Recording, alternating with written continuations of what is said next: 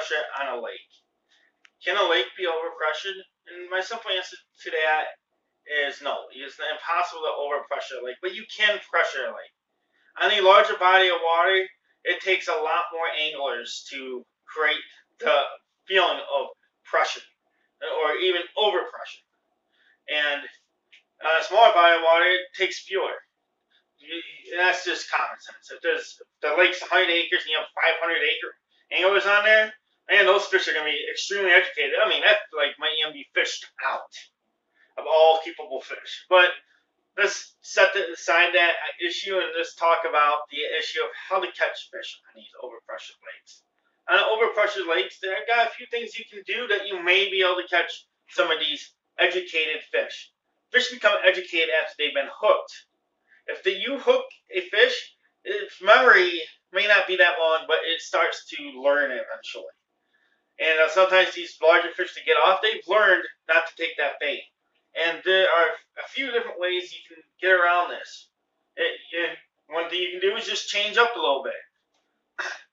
Change your lure presentation. Change which technique you use in the fish that lure, or change the color of the lure sometimes. Just try to be a little different than everyone else on the lake. The next thing you can do is downsize. Downsize the size of baits you're using. Try a drop shot rig. Try a smaller crankbait, and really try to get as small as you can while trying to stay reasonably within what the hatch is. And when you downsize, remember you have to take your line diameter down. Fish with the small diameter as you possibly can. You may want to go from mono to fibercarbon.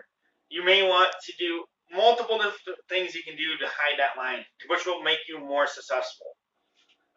One more thing to keep in mind: you have to get closer to the structure. If you're fishing for bass on a weed line, you're going to have to get into that weed line. You're going to have to leave the bait in there longer. Slow down. Slow down your presentation.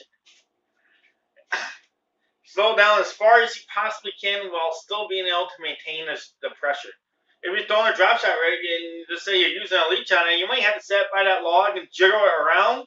You might have to leave it there for 10, 15, 20 seconds and then hop it along and leave it there longer. Because the longer it stays in one place, the more likely you are to get that fish to bite. And even on a crankbait, you've got to figure out a way to slow down your presentation. Allow the fish to see that lure. One thing which I feel happens on these lakes is that their instinct to grab baits goes away. I hope this has been helpful for you guys. And do you guys know any ways to catch pressured fish? And do you think a lake can be overpressured? If you do, please leave me in the comments and let me know what you do and how you maintain catching fish during high-pressure systems. This has been Cole Outdoors. Thank you for watching. Please subscribe, like, and comment on this video. Until next time, this is Cole Outdoors. Have a good day.